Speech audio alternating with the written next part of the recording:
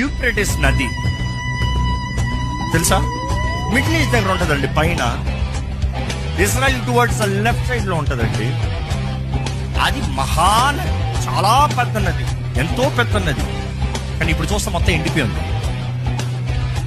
దీనికి మనకి ఏంటి సూచన? ప్రకటన గ్రంథంలో ముందే రాయబడు, ఆ మహానది ఎండిపోతుందంట, యూఫ్రటీస్ నది. ఎందుకు ఎండిపోతుంది? ఆర్మగెడ్డాన్ యుద్ధానికి ఇటువైపు నుండి వస్తారంట ముగ్గురు రాజులు. వీరు దేన్ని దాటుకుని వస్తారు తెలుసా? ఆ యూఫ్రటీస్ నది ఎండిపోయిన దాన్ని బట్టి దాంట్లోంచి దాటుకుని వస్తారంట. ఎప్పుడు జరగనిది, ఇన్ని వేల సంవత్సరంలో జరగనిది సంవత్సరం తరగ్గా సర్రం దిగిపోయింది. అంటే ఏం అర్థమవుతుంది? ప్రసవ వేదన ప్రారంభమైంది. దేవుని రాక సూచనలు అధికంగా కనబడుతున్నాయి.